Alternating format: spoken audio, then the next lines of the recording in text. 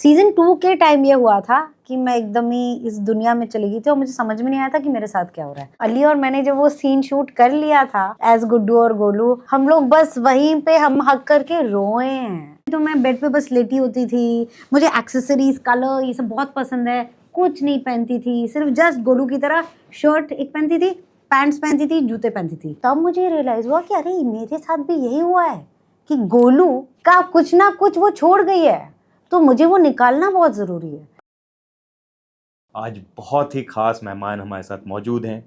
छोटा पैकेट बड़ा भौकाल, लेकिन जो रोल उन्होंने अभी किया है मिर्ज़ापुर में गोलू का वो इतना इंटेंस है। बहुत सारी चीजें हैं, उस पर बात करेंगे इनसे। पहले तो कैसे हैं आप? थैंक यू इतने लवली इंट्रोडक्शन के लिए। मैं अभी मेरे पेट में एकदम ऐसा गुड़गुड़ हैप्पी गुड़गुड़ हो रहा है। कैसे तैयार करते हो इस तरह के किरदार के लिए? गजगामिनी स्पेशली बहुत ही मुश्किल है, बहुत ही लेयर्ड, बहुत ही कॉम्प्लेक्स, क्योंकि वो खुद अपने आप को समझने की कोशिश कर रही है। क्योंकि उसकी लाइफ एक ट्रैक पे थी, एक टाइप के सपने थे। प्रेसिडेंट साहिबा भी बनती हैं, मुन्ना के अगेंस्ट खड़ी होती है क्योंकि उसको कॉलेज की सफाई करनी है। उसको नहीं पसंद है मुन्ना जिस तरह से बात करता है, लोगों को ट्रीट करता है। ये था सीजन 1। सीजन 2 गोलू के लिए था रिवेंज। दो लोग जो आपके लिए सबसे इम्पोर्टेंट हैं वही गायब हो चुके हैं। वो बबलू का जो सर फटता है और जो स्वीटी को जो कि पेट से थी उसको मारा, जो मुन्ना ने स्वीटी और बबलू के साथ किया, गुड्डू और गोलू कैसे हम जाने दे सकते। और जब अली और मैंने जब वो सीन शूट कर लिया था एज गुड्डू और गोलू, हम लोग बस वहीं पे हम हक करके रोए हैं। सीजन 3 मेरे लिए इज अलग सपने और अलग डिजायर्स। तो ये जो पूरा प्रोसेस है, मुझे याद है कि मैं बिस्तर पे बैठे बैठे पंखा देखती रहती थी और सोचती रहती थी गोलू की रिलेशनशिप्स के बारे में, कि गोलू जो कर रही है, क्या कर रही है, क्यों कर रही है। जो पहला फ्यू डेज ऑफ शूट था उसके पहले I tested negative, but I think I was 100% positive covid का लेके, क्योंकि मेरी बॉडी में शिवर्स थे। और मिर्ज़ापुर के सेट पे ना आपको जाने की मतलब ऐसे तलब होती है कि अब ये तो जाना ही जाना है। तो मुझे इंतजार था और जैसे ही जाने का टाइम आया तो मुझे लगा कि मैं कोविड पॉजिटिव हूँ। तो मैं इतना रोई थी क्योंकि मुझे लगा कि यार मुझे ऐसे हाफ हार्टेडली नहीं जाना है, मुझे बीमार हो के सेट पे नहीं चाहे कोविड पॉजिटिव हो, नेगेटिव हो, जो भी हो। एक तो दूसरे को किसी को स्प्रेड नहीं करना है, किसी को बीमार नहीं करना है। और दूसरा आपको अपना मतलब वही ना कि जब आप मैच खेलने जाते हो you want to put your best foot forward. ये मिर्ज़ापुर है, को एक्टर्स इतने बढ़िया हैं, जो हमारे मेकर्स हैं इतने प्यारे हैं। तो जब वो हुआ तो मैं थोड़ी हिली हुई थी, मुझे लग रहा था ओ माय गॉड मैं बीमार लगनी नहीं चाहिए, चाहे मैं जो भी महसूस करूं, पर मुझे बीमार लगना नहीं है ऑन स्क्रीन, क्योंकि गोलू बीमार नहीं है। वो जो राइटियस सी थी गजगामिनी गोलू, वो इस बार सर्वाइवल वाली हर टैक्टिक्स अपनाने के लिए भी तैयार है। गोलू ये ऐसी नहीं थी, पर आपने उसकी लाइफ में ऐसे इवेंट्स डाल दिए कि वो एक अलग ही इंसान हो चुकी है। और OTT का एंड मिर्ज़ापुर का मुझे यही अच्छा लगता है, अब सिर्फ आपके characters white black and grey नहीं है। आप एक इंसान जो बहुत गलत चीज़ कर रहा होगा आपको वो भी पसंद आ सकता है, और एक इंसान जो बहुत सारी सही चीज़ें कर रहा है वो आपको उतना मज़ा नहीं आ सकता है। तो इसलिए लाइफ में जज करने से पहले किसी को भी हमें ये सोचना चाहिए कि ये इंसान जिस तरह से बिहेव कर रहा है कारण क्या हो सकता है, उसको समझने की तो कोशिश करें। मुझे लगता है कि मिर्ज़ापुर ने ये मुझे बहुत सिखाया, सिर्फ अपने किरदार की जर्नी नहीं, बट इवन मुन्ना का कैरेक्टर, उसको तो अपने सिर्फ पिताजी का प्यार चाहिए था। वो एक चीज़ ना मिलने से उसने कितनी ज़्यादा जिंदगियां तहस नहस कर दें। मुझे एक चीज बताओ, मिर्ज़ापुर के सेट पे माहौल कैसा होता है जब अपने पंकज भाई जो कि आप लोग के दुश्मन हैं, इधर आपके दोस्त, उधर मुन्ना, या जब भी सब लोग मिलते हैं, कैसा माहौल कैसा रहता है? और मुझे पता है कि बहुत गर्मी में शूट करते हो आप लोग। बहुत ज़्यादा, बल्कि हम लोग ही सनस्क्रीन नहीं, हमारे पूरे क्रू में सनस्क्रीन बांटा जाता है। बिकॉज अच्छा सीजन 1 से लेकिन सीजन 3 तक जो भी HODs थे, I think 95% of them are the same. क्योंकि जब मिर्ज़ापुर का वो बुलावा आता है ना तो सब ऐसा फुल्ली चार्ज होके पहुंच जाते हैं। म्यूजिक बने बिल्कुल। आजकल तो मेरे दिमाग में सिर्फ मुझे हर जगह सुनाई दे रहा है, मतलब कहीं नहीं भी होता ना तो मुझे ऐसा लगता है क्या ये यहाँ बज रहा है।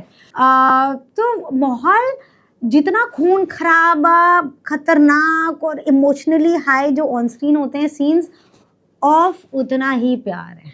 मतलब एंड आई रिमेम्बर सीजन 1 से, बिकॉज जो गोलू मुन्ना के लिए फील करती है और जो श्वेता देवेंद्र के लिए फील करती है वो बिल्कुल ही अलग है। सीजन 2 में भी मेरा बर्थडे इनफैक्ट सेट पे था, और मुझे याद है कि 12 बजे घंटी बजी थी तो पहले अली आया था केक के साथ, पहले देवेंदु आया था केक के साथ और फिर घंटी बजी थी और अली आया था और बाकी सब शूट कर रहे थे। तो लिटरली मुझे एक फीलिंग आई थी कि 3 बाहुबली बैठे हुए हैं, केक वेक काटा जा रहा है और कोई नहीं था। तो ये जो बॉन्ड बना है ना, ये जो एक म्यूचुअल, हम लोग रोज नहीं बात करते, हफ्ते में शायद महीने बात नहीं करते हैं, बट जब जैसे ट्रेलर जब अभी आया सीजन 3 का, तो मैंने कॉल किया देवेंदु को, क्योंकि हम सब इस परिवार का हिस्सा हैं और हम सब एक दूसरे के लिए एक इतना प्यार हो चुका है, चाहे वो कंपाउंडर हो, चाहे वो ललित हो, तो चाहे वो सामने वाली दूसरी की टीम में भी हो, लेकिन हमें पता है कि मिर्जापुर के लिए उतना प्यार और शिद्दत सबका है। And to have somebody like Vijay, and which is why I love and respect him so much. एक कुछ ऐसी चीज हुई थी, उसने पूरे कास्ट और क्रू को बोला कि श्वेता से कोई बात नहीं करेगा, वो अभी जोन में, उसको रहने दो। जब आपके को एक्टर्स इतना ध्यान रखते हैं, आपका सपोर्ट करते हैं ना, तो बहुत अच्छा लगता है। सबसे ज्यादा आपकी किससे अच्छी बॉन्डिंग है वहां पर? तो ऑन स्क्रीन, क्योंकि मेरे सीन्स अली और विजय के साथ सबसे ज्यादा थे, तो सेट पे भी उनके साथ टाइम उतना ही स्पेंड होता था। अली और थोड़ा, क्योंकि जो गोलू जो गुड्डू के लिए फील करती है, एंड अली को मैंने आई थिंक मैं 13 साल से जानती हूँ, तो बहुत मैंने लिटरली उसको ग्रो होते हुए देखा है। और जो उसने गुड्डू के साथ किया है वो, मतलब मैं टीम गुड्डू हूँ, कि एज श्वेता ऑल्सो मैं टीम गुड्डू हूँ, तो मैं बहुत खुश हूँ कि मैं इस वाली टीम में हूँ। विजय भी, मतलब वो कालकूट में भी, क्योंकि मैंने उनके साथ काम किया है, ही इज टू गुड, बहुत मज़ा आता है। एक वो कहते हैं ना कि आप खेल सकते हो, तो जैसे हमारे जो हाइड आउट के भी सीन से गोलू और शत्रु के, हमें नहीं पता था कि क्या होगा, पर वो कुछ अलग ही होता था। एंड थैंक्स टू विजय, बहुत बहुत ही प्यारा इंसान है। दोनों कालकूट में और मिर्ज़ापुर में मुझे बहुत मज़ा आया। एंड अगेन मुझे उसके साथ भी और काम करना है, क्योंकि जब आप अच्छे एक्टर्स के साथ काम करते हो ना, तो आपका भी बेस्ट निकलता है। इवन नवाज भाई, मतलब हरामखोर में मेरी जो लर्निंग हुई है उनकी वजह से, बहुत प्यार और बहुत रिस्पेक्ट करती हूँ मैं उनको, क्योंकि मेरा experience with him has been एक एक्टिंग वर्कशॉप की तरह था। और ऐसा नहीं कि वो सिखा रहे होते हैं, पर वो जो बोल रहे होते हैं ना, and I am sure Pankaj ji also, कि आप उनके साथ थोड़ा भी टाइम बिताओगे तो बहुत कुछ सीखने को मिल जाता है। कितना टाइम लगता है निकलने में? सीजन 2 के टाइम ये हुआ था कि मैं एकदम ही इस दुनिया में चली गई थी और मुझे समझ में नहीं आया था कि मेरे साथ क्या हो रहा है। मुझे बस कुछ अच्छा नहीं लग रहा था, ठीक ठीक नहीं लगता था, पर आ ही नहीं रहा था समझ में कि हुआ क्या है। फिर एक बार जब हम एक बाबा के घर पे थे, और देवेंदु भी था, और देवेंदु ने ये किस्सा बताया कि कैसे मुन्ना ने उसको इतना इफेक्ट किया कि मुन्ना की छवि उसमें आ गई थी, और वो एक जो छाप थी वो रह गई थी। तो तब मुझे रियलाइज हुआ कि अरे मेरे साथ भी यही हुआ है, कि गोलू का कुछ ना कुछ वो छोड़ गई है, तो मुझे वो निकालना बहुत ज़रूरी है। तो फिर उसके बाद मैंने ये स्टार्ट किया, एंड मैं आई स्वेयर, मुझे वो मोमेंट आज तक याद है कि मैं अपने बेड पे बैठी हुई थी और मैं ऐसे पता नहीं क्या सोच रही थी, अपनी नीज पे बैठी हुई थी और वैसे ही थी, और एकदम से मैंने रियलाइज़ किया, एक शैडो लिफ्ट ऑफ हुआ, मतलब एकदम से मुझे हल्का लगा और मुझे लगा ओह अच्छा, तो दिस इज नॉर्मल लाइफ। तो प्रॉपरली एक मतलब इट वाज इनफैक्ट, आपने एक, और उसके बाद मैंने मूवी देखी थी सोल करके, एक फिल्म है, एनिमेटेड फिल्म है, जिसमें वो दिखाते हैं डिप्रेशन, और इतनी सही तरीके से दिखाया है उन्होंने कि एक सोल है, आत्मा है, और वो आत्मा के ऊपर प्रॉपर ऐसे मतलब एक शैडो हो जाती है, तो वो पूरा आप पे वेट आ जाता है, तो आपको अंदर का इंसान, अंदर की आत्मा दिखाई नहीं देती है। तो अब क्या हुआ, सीजन 3 में जाने के लिए मुझे लगा कि अब तो मुझे पता है, अब मैं इन एंड आउट समझ गई हूँ, अब मैं स्मार्टली डील करूँगी, और स्टार्ट किया।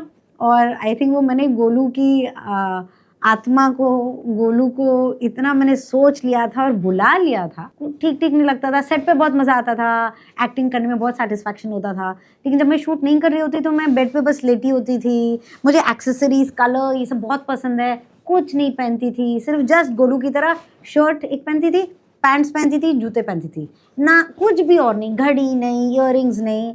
तो तब मेरे जो हस्बैंड है चीता, उन्होंने मुझे बोला, हम लोग बात कर रहे थे और उन्होंने कहा कि तुम यहाँ पे नहीं हो, तुम मेरी बात नहीं सुन रही हो। और मैंने रियलाइज़ किया कि हाँ मैं नहीं सुन रही हूँ। तो उसने कहा कि चिंता मत करो, जो भी है हम फिगर आउट कर लेंगे। उसी के नेक्स्ट दिन मैं बनारस गई, वापस से मैं बेड पे लेटी हुई थी और मैं सोच रही थी यार लाइफ तो टचवुड सब अच्छा चल रहा है, तो मैं क्यों परेशान हूँ। और एकदम से ऐसा लाइट बल्ब की तरह वो चमका मुझे कि ये मैं नहीं हूँ, ये गोलू है। मैं भाग के गई, अपने थेरेपिस्ट से भी बात की इस बारे में कि मैं क्या करूँ। तो फिर उन्होंने मुझे बहुत अच्छी टिप्स बताई और मैंने उनसे बात किया और मैंने उनको बताया क्या है, और उन्होंने इतनी सिंपल चीज़ें बताई तो मुझे लगा वाह यार, और लोगों को बात करनी चाहिए इसके बारे में, क्योंकि अगर मैं इससे गो थ्रू कर रही हूँ, आई एम श्योर बाकी कुछ एक्टर्स तो गो थ्रू कर ही रहे होंगे।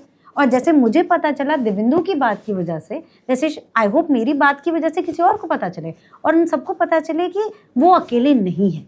क्योंकि सोशल मीडिया का आजकल का फ़ायदा यही है कि हम लोग कितने सारे लोग खुशी में या दर्द में कनेक्ट हो सकते हैं। तो आई वुड वांट कि वो मल्टीप्लाई करे, कि मेरे एक्सपीरियंस और मेरी जर्नी से मैंने जो जो सीखा है वो बात सब तक पहुँचे, जैसे कि we are there for you, we are there for you. चाहे मतलब कुछ भी जैसे भी हो, मैं जिस भी टाइप का सपोर्ट दे सकती हूँ अपने एक्सपीरियंस की वजह से, अगर एक दो चीज़ें लोगों को बता सकती हूँ तो आपको वो क्यों गलतियाँ करनी है जो मैंने की। तो अब क्या हुआ, सीज़न 3 में जाने के लिए मुझे लगा कि अब तो मुझे पता है, अब मैं इन एंड आउट समझ गई हूँ, अब मैं स्मार्टली डील करूँगी।